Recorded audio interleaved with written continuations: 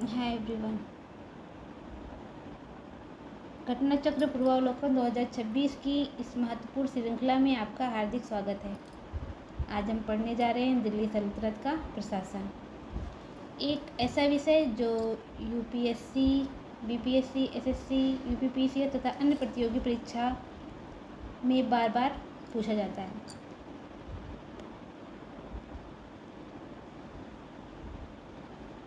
हम एमसीक्यू के माध्यम से समझेंगे, परखेंगे और याद भी करेंगे कि कौन था दिल्ली सल्तनत का प्रथम सुल्तान। एकता व्यवस्था क्या थी, कि सुल्तान ने प्रशासनिक सुधार किए, वजीर, दीवान और अन्य अधिकारियों की क्या भूमिका थी। ऐसे अनेक महत्वपूर्ण प्रश्नों के माध्यम से हम पूरे अध्याय को आसान और रोचक तरीके से समझेंगे। तो अपनी कॉपी और पेन तैयार रखिए, क्योंकि हर प्रश्न आपके ज्ञान को एक नई दिशा देगा और परीक्षा की तैयारी और मजबूत बनाएगा। आइए, हमारा पहला क्वेश्चन है, दीवाने अर्ज विभाग संबंधित था, किसे संबंधित था? ऑप्शन ए शाही पत्राचार से, ऑप्शन बी विदेश विभाग से, ऑप्शन सी रक्षा विभाग से, ऑप्शन डी वित्त विभाग से, या ऑप्शन ए उपर्युक्त में से कोई नहीं, उपर्युक्त में से एक से अधिक। तो इसका सही उत्तर होगा ऑप्शन सी, रक्षा विभाग से।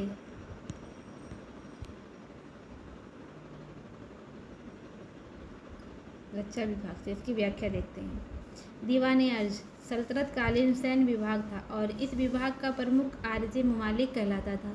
वह सैन्य मामलों के प्रशासन के लिए जिम्मेदार था। वह इक्ता धारकों द्वारा रखी गई सैन्य टुकड़ियों का निरीक्षण करता था। क्वेश्चन 2, निम्नलिखित में कौन भूमि उत्पाद पर लगने वाले कर को इंगित करता है? ऑप्शन ए खराज, ऑप्शन 2 खुम्स, 3 उस और 4 उक्तई। अपने उत्तर का चयन निम्नलिखित कोड से करें।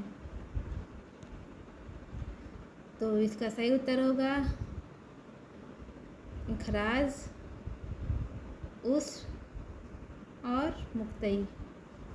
ये तो सेना पे लगने वाला है, तो ऑप्शन डी खुम्स।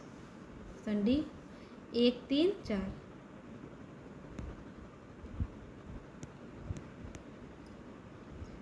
देखते हैं, ये ऑप्शन डी खराज उस और मुक्तई भूमि उत्पाद पर लगने वाले कर को इंगित करता है, जबकि खुम्स भूमि उत्पाद पर लगने वाला कर नहीं था।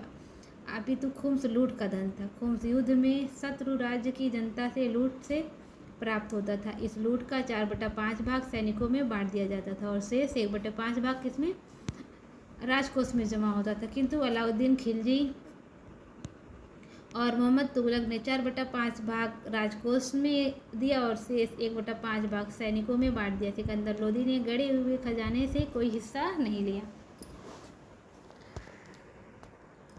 क्वेश्चन 3, जवाबित का संबंध किससे था?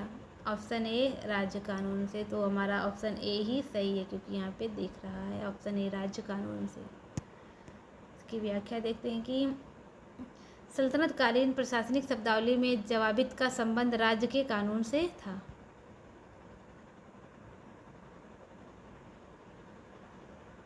क्वेश्चन नंबर 4, दिल्ली सल्तनत के दौरान मुकद्दम या चौधरी पद का इस्तेमाल किन के लिए किया जाता था? ऑप्शन ए गांव के सरपंच, ऑप्शन बी राजस्व अधिकारी, ऑप्शन सी गांव के लेखाकार, ऑप्शन डी उपर्युक्त में से एक से अधिक, ऑप्शन ई उपर्युक्त में से कोई नहीं। तो इसका सही उत्तर होगा ऑप्शन ए गांव के सरपंच। आइए देखते हैं कि सही उत्तर क्या है। ऑप्शन ए, ऑप्शन ए गांव के सरपंच। दिल्ली सल्तनत के दौरान खुद या मुकद्दम या चौधरी नामक शब्द गांव के सरपंच के लिए उपयोग में लाए जाते थे, जो सल्तनत के लिए राजस्व एकत्र करने का भी काम करते थे। सल्तनत काल के सिक्के टंका, ससगरी एवं जीतल किन धातुओं के थे? ऑप्शन ए चांदी तांबा, ऑप्शन बी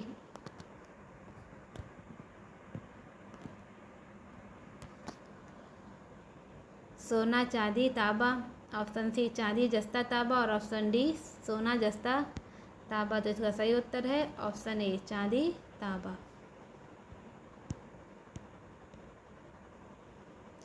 सल्तनत कालीन दो प्रमुख मुद्राएं हैं, जीतल एवं टका। इल्तुतमिश दिल्ली सल्तनत का पहला तुर्क शासक था जिसने शुद्ध अरबी सिक्के चलाए। मुद्रा प्रणाली में उसका योगदान दिल्ली सल्तनत के शासकों में सर्वाधिक है, क्योंकि उसी ने दो प्रमुख सिक्के अर्थात चांदी का टका और तांबे का जीतल प्रचलित किया। ससगनी भी चांदी का सिक्का था। टका एवं जीतल का अनुपात 1:48 का था। आगे दिल्ली सल्तनत कला एवं स्थापत्य, ये भी हम देख लेते हैं कि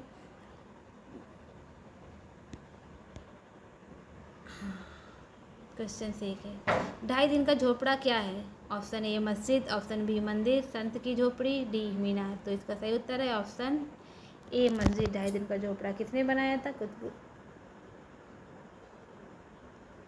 कुतुबुद्दीन ऐबक ने।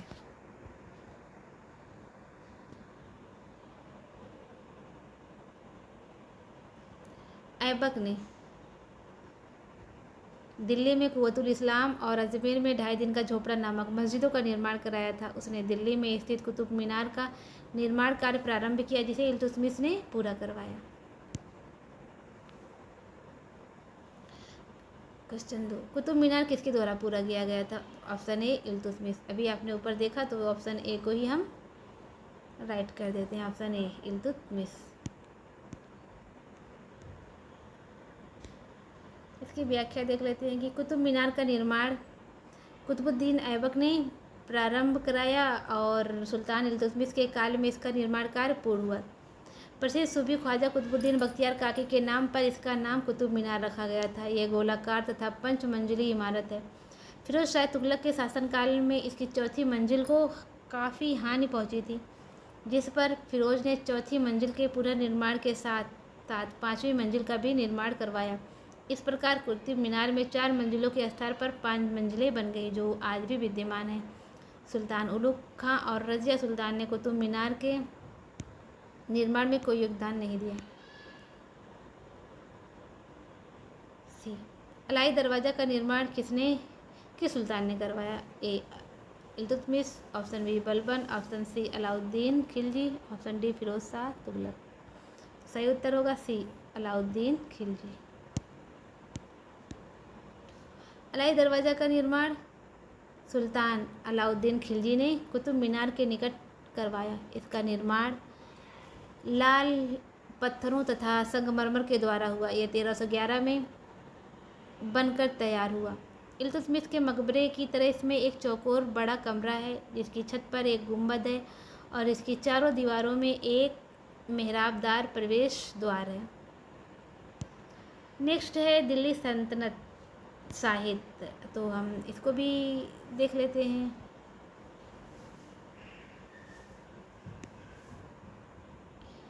तबकाते नासिरी का लेखक कौन था? Option A Sheikh Jamaluddin, option B Alberuni, option C Minhajus Siraj, option D Ziauddin Barani. तो इसका सही उत्तर होगा मिनहाजुस सिराज, ऑप्शन सी।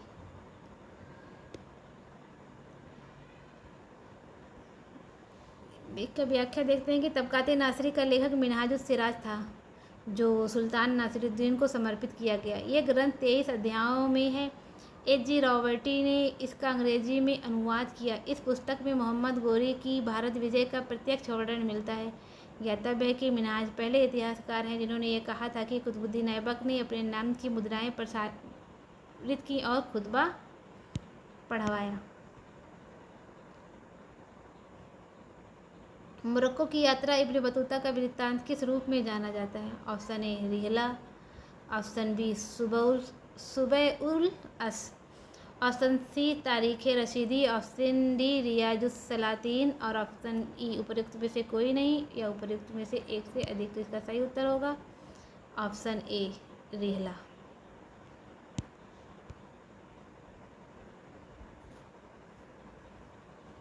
इब्न बतूता अफ्रीका के मोरक्को का रहने वाला था, जो मोहम्मद बिन तुगलक के काल में दिल्ली आया। इसने अपना यात्रा वृत्तांत अरबी भाषा में रिहला नामक पुस्तक में लिखा है। इसने मोहम्मद तुगलक कालीन नीतियों की आलोचना की।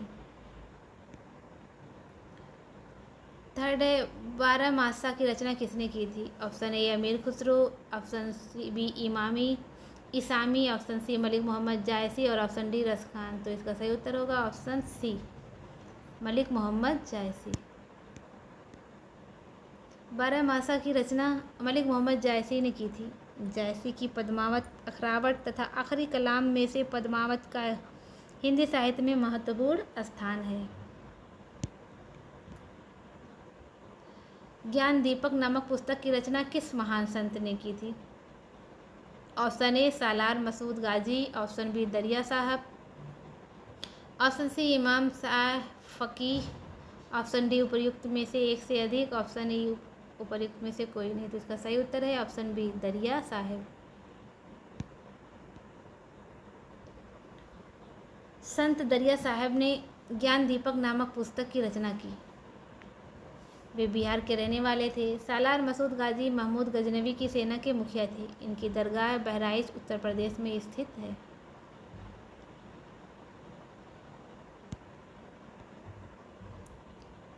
पांचवा है, चचनामा का फारसी में अनुवाद किसके द्वारा किया गया था? Nuruddin Mohammad Aufi, option B Shams Siraj, option C Mohammad Ali bin Abu Bakr Kufi या ऑप्शन डी उपर्युक्त में से एक से अधिक। तो इसका सही उत्तर होगा ऑप्शन सी मोहम्मद अली बिन अबू बकर कूफी।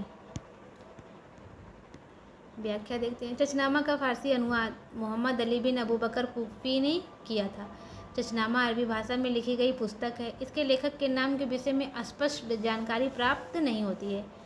चचनामा में 480 से 718 ईस्वी तक के सिंध के इतिहास का विवरण है। इस पुस्तक का फारसी से अंग्रेजी में पूर्व अनुवाद 1900 ईस्वी में मिर्जा कलीच बेग फेरेडुने बग किया था। क्वेश्चन 6 है कि तारीख़ फ़िरोज़ शाही किसके द्वारा लिखी गई है? Option A Shams Siraj Afif, option B Yahya Sirhindi, option C Minhaj Siraj, option D Isami. तो इसका सही उत्तर होगा ऑप्शन ए शम्स सिराज अफ़ी। इसकी व्याख्या देखते हैं। तारीख़ फ़िरोज़ शाही शम्स सिराज अफ़ी और जियाउद्दीन बर्नी द्वारा लिखी गई दो अलग अलग फारसी ग्रंथ हैं जिनका शीर्षक समान है। प्रश्नगत विकल्पों में विकल्प ए सही उत्तर है। 7वां, भारत में कागज़ का प्रयोग कब से प्रारंभ हुआ? 12वीं शताब्दी, 13वीं शताब्दी, 14वीं शताब्दी, 15वीं शताब्दी। उपर्युक्त में से कोई नहीं, उपर्युक्त में से एक से ये इसका उत्तर होगा। स्टार दिया हुआ है तो इसका उत्तर भी मतभेद है। तो आइए देख लेते हैं व्याख्या में। भारत में कागज़ का प्रथम प्रयोग लगभग 7वीं से 8वीं शताब्दी के दौरान आरंभ हुआ माना जाता है। उपलब्ध प्रमाणों के अनुसार 11वीं शताब्दी तक आते आते भारत में कागज़ पर लिखे दस्तावेज प्रकट होने लगे थे और 12वीं से 13वीं शताब्दी में पांडुलिपियाँ एवं शाही अभिलेखों में कागज़ का प्रयोग स्पष्ट रूप से देखने को मिलता है। बिहार लोक सेवा आयोग जारी अपने अंतिम उत्तर पत्रक में सही विकल्प ए के रूप में चयन किया है 12वीं शताब्दी, क्योंकि 13वीं शताब्दी तक आते आते हो गया था तो 12वीं ही करना पड़ेगा।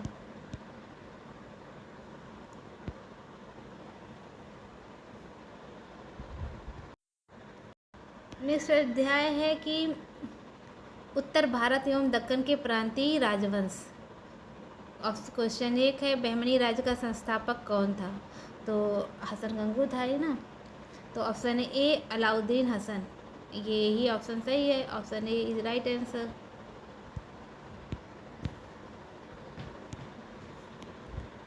दक्कन के अमीराने सादाह के विद्रोह के परिणाम स्वरूप मोहम्मद बिन तुगलक के शासनकाल के अंतिम दिनों में बहमनी साम्राज्य की स्थापना हुई। जफन खां हसन गंगू 1347 से 1358 ईस्वी नामक एक सरदार अलाउद्दीन हसन बहमन शाही की उपाधि धारण करके 1347 ईस्वी में सिंहासनारूढ़ हुआ और बहमनी साम्राज्य की नींव डाली। उसने गुलबर्गा को अपने नव संस्थापित साम्राज्य की राजधानी बनाया तथा उसका नाम एहसनाबाद रखा। अपने साम्राज्य के शासन के लिए उसने इसे चारों तरफ अथवा प्रांतों में विभाजित किया। गुलबर्गा, दौलताबाद, बरार और बीदर प्रत्येक प्रांत एक शासक के अधीन था। गुलबर्गा का प्रांत सबसे महत्वपूर्ण था, इसमें बीजापुर भी सम्मिलित था। उसने दक्षिण के हिंदू शासकों से संघर्ष किया तथा अपने अनुयायियों को पद और जागीर प्रदान करने की प्रथा अपनाई।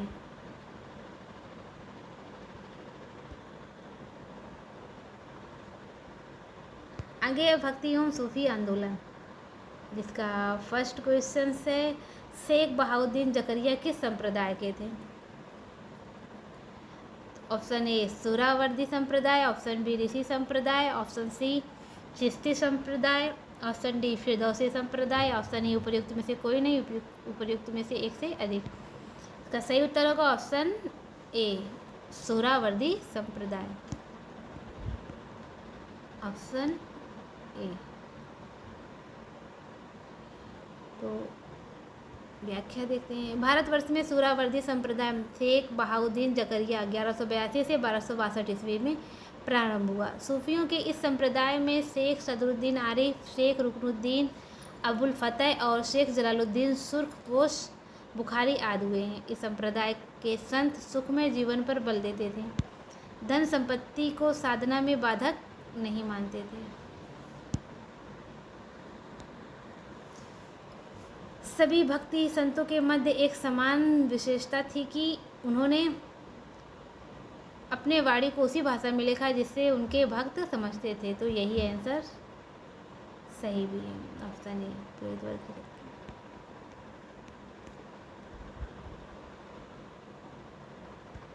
भक्ति आंदोलन के संतों का आचार बहुत ऊंचा था। उसमें से बहुतों ने देश का भ्रमण किया और वे कई प्रकार के लोगों से मिले जिनके विचार भिन्न थे। उन संतों ने साधारण लोगों की भाषाओं को उन्नत करने में अपना योगदान दिया। उन्होंने हिंदी, पंजाबी, बांग्ला, तेलुगु, कन्नड़, तमिल इत्यादि भाषाओं की उन्नति में बहुत योगदान दिया। भक्ति आंदोलन के संत अपने उपदेश क्षेत्रीय भाषाओं में देते थे ताकि वहाँ के लोग उनके उपदेश आसानी से सुन सके और समझ सके। इस कारण क्षेत्रीय भाषाओं का विकास हुआ। नाथपंथियों, सिद्धों और योगियों ने भक्ति धर्म को किस क्षेत्र में लोकप्रिय बनाया? ऑप्शन ए पश्चिम भारत, ऑप्शन बी उत्तर भारत, ऑप्शन सी दक्षिण भारत, ऑप्शन डी पूर्व भारत। तो इसका सही उत्तर होगा ऑप्शन बी उत्तर भारत।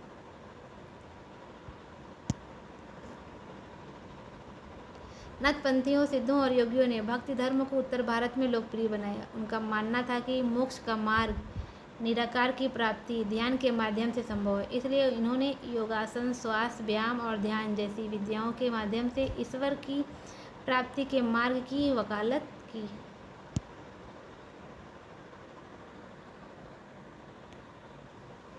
चौथा है निम्नलिखित में से किस सूफी सिलसिले की स्थापना बिहार में हुई थी? Option A Qadiriya, option B Firdausiya, option C Qalandar, option D Kunwariya. तो इसका सही उत्तर होगा ऑप्शन बी फिरदौसिया। देखते हैं फिरदौसी सिलसिला की स्थापना बिहार में हुई थी। भारत में इस सिलसिले से संबंधित सबसे प्रमुख सूफी शेख शरफुद्दीन यहिया मनेरी थे। शेख मनेरी बिहार में इस सिलसिले के प्रमुख प्रचारक थे। तो ये रहा हमारा आज का घटनाचक्र का MCQ। कल हम मुग़ल वंश पढ़ेंगे, बाबर, हुमायूं, मुग़ल वंश के बारे में पढ़ेंगे। आज के लिए बस इतना ही। कल हम और MCQ लेकर आएंगे। तब तक के लिए धन्यवाद।